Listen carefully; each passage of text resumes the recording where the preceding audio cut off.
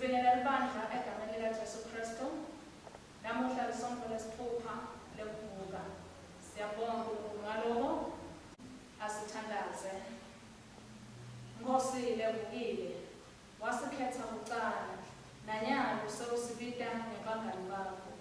Yenda tinhliziyo tethu tivutse umlilo wekutsandza wena nalabanye bantu. Kude sitewuphila kulungisa bakho sihlabelele ngeqiniso yakho. Ngoba uhlala ubuse ebunyeni nokutsatha lokubusisekile, uNkulunkulu munye, phakathe naphakathe. Amen. Siyanivusela bazalwane egameni lenkosi nemsindisi wethu Jesu Kristu. Siyambonga uNkulunkulu losiphele lithuba bazalwane sila eCathedral yase All Saints eMbabane kokuthi sinethelele nanshumayelo kanye nenkonzo ke bazalwane lesitholile levela kibo bafundisi bala ekhaya ngekuthi nikela kwabo. Namhla ke bazalwane lisonto lesithupha lokuvuka. Sonto lesithupha lokuvuka noma isonto lesithupha emva kokuvuka kwenkosi yethu, isonto lesihlanu emva kokuvuka kwenkosi yethu Jesu Kristu. Phinze ke futhi namhla timfika enyangeni yeNkhwekhweti lusuku lapho sikhumbula khona bomake. Ngakho ngidawucela ukuthi singaqhubeka isanze nayo inkonzo yethu, sike nje sithandaze uNkulunkulu, simbonge uNkulunkulu ngabomake, sibacelele nesibusiso futhi. Baba wethu longcwele egameni lenkosi nemsindisi wethu Jesu Kristu, siyakubonga Nkosi ngokuthi wena ekuhlakanipheni kwakho wakubona kumcoka ukuthi sibantu bakho simakadze usiphe sipho lesibomake lesinabo edimpilweni tethu. Baba wethu longcwele siyakubonga ngabo bonke bomake losibusise ngabo, mhlawumbe labanye bayaphila labanye sebahambile, kodwa siyakubonga baba wethu longcwele ngenzima labayidlalile edimpilweni tethu, tekusikhulisa tekusikhuthata ikakhulu ekusiholeni endleleni yokukholwa. Siyakubonga ke baba wethu longcwele ngabomake lesinabo nasenkonzweni lesatiko badlala emachaza lamaningi Nkosi ekusilekeleleni silibandla ukuthi sikwati kwenda umsebenzi wethu wekunakekela, sikwati kwenda umsebenzi wethu ukuthi tinkonzo tihambe kahle ngoba konke lesikudingako kutholakale kube khona. Siyakubonga ke baba wethu longcwele, sikhulekela ke baba wethu lomhle ukuthi bongasibusisela bona bomake bethu nekwehlukahlukana kwabo. Sikhuleka baba wethu longcwele sithi bende baqhubeke babe dibusiswe etimpilweni tethu, nathi usende sibe dibusiso baba wethu lomuhle etimpilweni tabo. Kulolu suku baba wethu longcwele sithanza nje ukubonga ngabo konke lobasebenzise kuko ukuthi Nkosi libandla lakho likhule. Sesiyacela kuwe ke baba wethu lomuhle, siletha embi kwakho Nkosi bomake nabahlushwa abantwana babo, kokuthi ubalekelele simakathe, kokuthi ufinyelele enhlitweni zabo labo bantwana baguqulwe baphenvuke bafanane naKristu babe bantwana labalalelabo. Sikhulekela ke baba longcwele nabomake labaningi ikakhulu labasemendweni labanetifiso kakhulu baba longcwele kokuthi bebangabusiseka ngebantwana. Sithi namhla baba longcwele kulabo bomake labakhona labayivako lena nshumayelo labawuvako lona mthandazo, tsinza baba longcwele timpilo tabo, batsinze njengoba wayitsinza Nkosi impilo ya Hana, waguqula baba longcwele kuhlekiswa kwakhe, wamenda baba longcwele wabangumake wemprofethi lomkhulu. Yenda baba longcwele njengoba waguqula Sara lo wahamba baba longcwele waze wafika ekugugeni solo angenayo umfana, kodwa solo uthi wena utawumenda make wetive, waqhubeka Nkosi wakwenda lokho lalapho Nkosi boso science bese bathi sekuphelile ngaye, kodwa wawenda umsebenzi. Sithi baba longcwele nanamuhla tsinza timpilo tabo make bethu baba longcwele, uhlangabetane naleto tidzingo tabo baba lomuhle, kude kokuthi batoba nekuthokota nekubonga nekudumisa simakathe. Siyathandaza ke baba longcwele, qhubeka ube nathi Nkosi nakulena nkonzo egameni lenkosi nemsindisi wethu Jesu Kristu. Amen. Siyabonga ke bazalwane, siyabonga kakhulu ngesibusiso bomake labayiso etimpilweni tethu. Tifundvo tethu ke talolu suku bazalwane lisonto lesithupha lokuvuka. Sifundo sekuqala siphuma emsebentini yabapostoli sahluko selishumi sahlukana semashumi lamane nakune kuya sahlukana semashumi lamane nesiphohlongo. Lihubo lemashumi layimfica nesiphohlongo. Sifundvo ke sesibili sekuqala ngosifundo sesibili sitholakala kuJohane wekuqala sahluko sesihlanu kuya esahlukaneni sahluko sesihlanu siqale esahlukaneni sekuqala siyogcina kwesahlukaneni sesithupha. bese livangeli ke bazalwane silithola ngekulandzisa kwaJohane loNgcwele sahluko selishumi nesithupha sicala esahlukaneni semfica siyawugcina esahlukaneni selishumi nesikhombisa. Sihloko ke bazalwane salena ntshumayelo yanamuhla ukuthi Kristu uvukile otututhela luthando ebandleni. Kristu uvukile otututhela luthando ebandleni. Njoba sengishilo bazalwane sicela nje ukuthatha leli lithuba ukuthi bongela bonke bomake labakhona enkonzweni ngetigaba tabo ngokwehlukahlukana kwabo. Lomnye mhlamba ngasho ukuthi mina anginayo umfana kodwa nje kukhona labo lokudlala lichaza ekuthenini bakhuliswe ekudlala lichaza ekuthenini baqonziswe endleleni ngekwenta njalo nawe sowudithole sowudende wabangumake. Ngakho ke sithi usuku loluhle kubomake bonke bazalwane kwangathi uNkulunkulu anganakha nifanane naKristu nendele ukuthi mina abuya yena nitholakale nifanelwe ngokuthi liguqulwe imitimba ngambe niyobusa naye engona phakathi. Sisaqhubeka ke bazalwane simemetela indzaba yaKristu lovukile simbonga uNkulunkulu ngokuthi Kristu uvukile. Sesilungiselela ke bazalwane ngokuthi masinyane sitawube simemetela ukuthi Kristu uwenyukile sohambile waya ezulwini. Sisakwenda ke konke lokho bazalwane siyathi ukuthi simemetela nendzaba yeluthando uNkulunkulu lanalo ngathi sibantu bakhe ukuthi uNkulunkulu usithandze ngeluthando lolukhulu. Umsebenzi wasesiphambanweni bazalwane wawungentelwanga emaJuda kodwa wayentelwa abantu bonke betive tonke. Njoba nje sifunzile bazalwane safunza ngendvodza yaseTopiya le kwafika Philip watoyichazela livangeli wasuyayibhabhatisa. Sifunzile futhi noma sitawufunza namhla encwadzini yetento tabapostoli la kukhulunywa khona nangebantu labanye baletinye tive lebathi sebasembi kwaNkulunkulu usebabhajatiswa bathola kubhajatiswa bathola khuluma ngetilimi bathola legcwaliswa ngamoya loNgcwele ngoba lendzaba bazalwane yethu sonke ayisiyo mhlambe yemaJuda kuphela. Siyathi bazalwane sithine lebese sekulahlekene ngenxa yomusa kaNkulunkulu nathi sesibitiwe sasonzedwa sahlanganyelwa ngokuthi sihlanganyele kuloluthando uNkulunkulu lasendelelo. Ngakho ke bazalwane siyathi ukuthi ngeluthando siyavetelwa umsebenzi lomuhle waNkulunkulu ngoba ngeluthando bazalwane uNkulunkulu uphinze futhi wathumela Moya wakhe loNgcwele kithi ukuthi atohlala aphile ngekhathi kithi sikwati ukuthi sibe nglabathembekile uNkulunkulu sikwati ukuthi sibe ngabamkhonda ngamoya nangeliqiniso uNkulunkulu yena uNkulunkulu lo wakhona ukuthi amkhumbule Israyeli kwala nalapho Israyeli sekamhlambuke khona uNkulunkulu kodwa wamkhumbula uNkulunkulu nathi bazalwane sisi ngoba uNkulunkulu welithando uyawusikhumbula. Lihubo lanamhla ke bazalwane nasisalibuka lizivetela indzaba yekokuthi luthando lwaNkulunkulu lubonakalisiwe kubantwana bakhe nasendalweni yakhe. Loluthando lwaNkulunkulu lolusetiwe impilo tethu luletha injabulo luletha futhi nemvumiso. Kungakho sibitele ukuthi tinsuku ngetinsuku simbonge simjumise uNkulunkulu ngaloko lasentela kona ngoba sibona loluthando lwakhe lusebenta luvela lubonakala etimpilweni tethu. Sibitiwe bazalwane ngokuthi silubonge siluthokotele loluthando lwaNkulunkulu siphinze futhi siphume sihambe siyolwembulela kulabanye abantu ukuthi nanabo balubone loluthando lwaNkulunkulu. Njoba sisho bazalwane sifundvo sesibili lesisitholile namuhla sisivetela indzaba yekokuthi uNkulunkulu uluthando.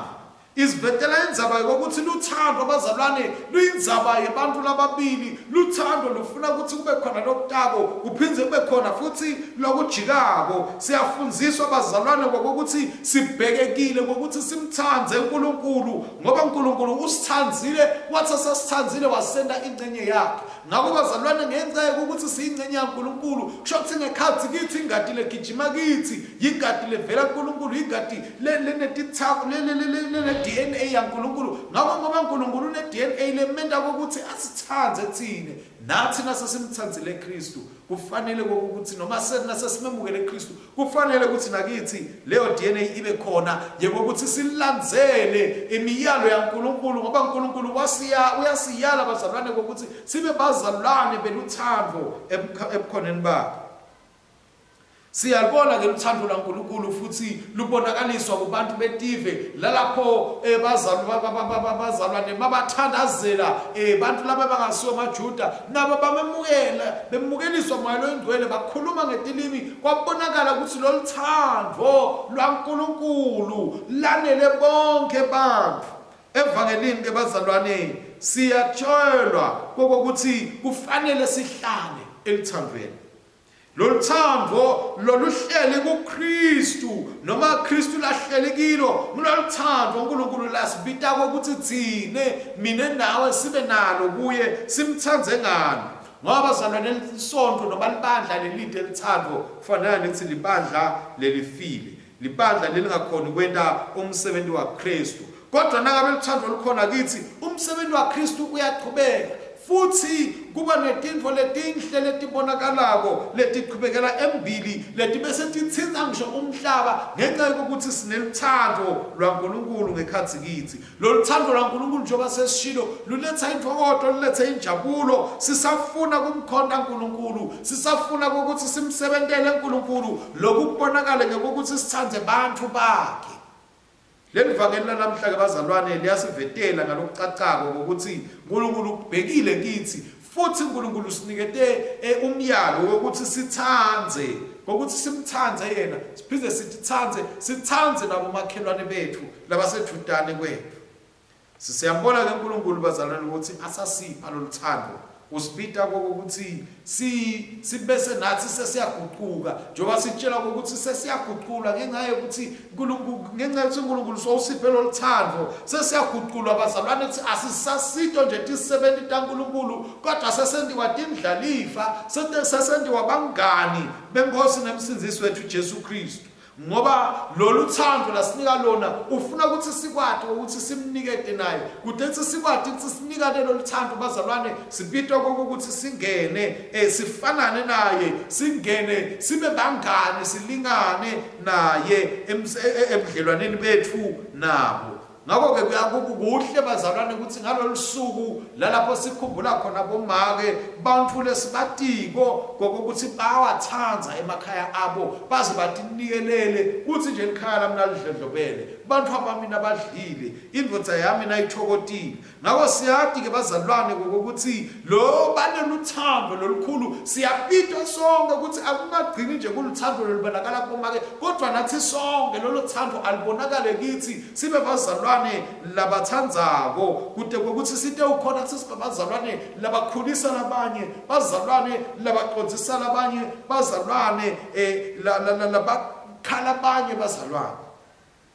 Uyasikhumbula ke Jesu bazalwane kokuthi njengoba yena asasithandzile thine sesibangani bakhe asasito nje tisebenti bazalwane kodwa asisasibo nje bantfu kodwa sesibitwe kokuthi sifanane naye sesibitwe kokuthi sibe njengaye.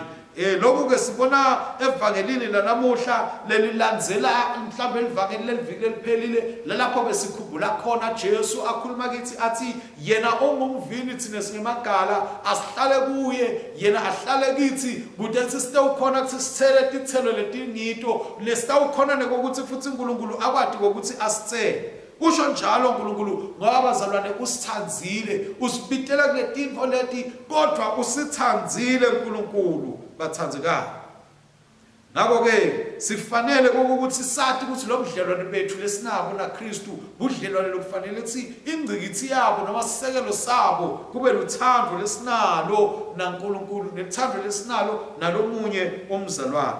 Lo lesifundo sanamhla bazalwane siyaqhubeka sikhulume kithi kokuthi njengamaKristu vele sibitiwe siyadzingeka siyacelwa ukuthi sikhombise loluthando lwaNkulunkulu ebudlelwaneni bethu sikhombise ukuthi size sifike esigabeni sokuthi nasibuka sibona labanye bazalwane bethu singababukeli phasi kodwa sathi ukuthi sonke sibangani ngoba sonke sibhaliswe ngamoya munye sonke sithengwe ngengadinye sabitelwa elithandweni lunye uNkulunkulu lithi live kulithandzela live kakhulu kangaka ukuthi uTimothy wanikela ngendvodzana yakhe ukuthi noma bengibani okholwa ngiyo akabhubhi kodwa abe nekuphila lokuphakathi lokubuhlungu abazalwane ngenxa yokuthi kube bedela uthando ebandleni sesithi khanza sesilwa size sifike esigabeni bazalwane sekuthi sibange silwe sive buhlungu ngokuthi mhlambe sifuna ukuthi sihlale njalo sibonakala singilaba setulu kunabo bonke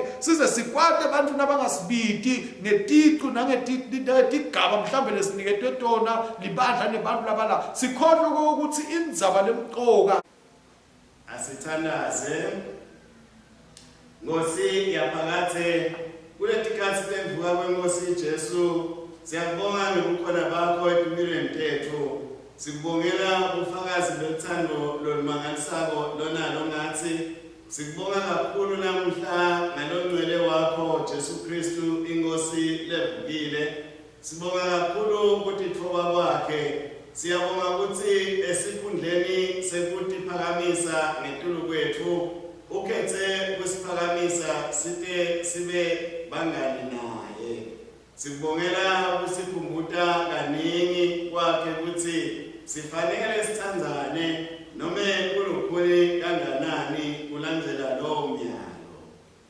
Nkosi uNkulunkulu siyabonga ngemango losibeke ukuthi siphile kuwo nabomnakethu nabodzadzewethu losibitele ukuthi sihambe nabo kulolu hambo lwakho sisite ukuthi sithanze labo labaqhaga emandla sisite sithanze labo labangenalo luvelo sisite sithanze labanye lapho bakwatile bakhahlela bokane ngangekuthi ngekungakhethi sisite sithanze labanye lapho bede luvelo bane mhobholo sisite Nkosi ukuthi sithanze labanye kude sihlale ethandweni lwakho sifane nebangani baJesu sithola kumelula kukwatela labanye singabemukeli nekuthi setame kucondzisisana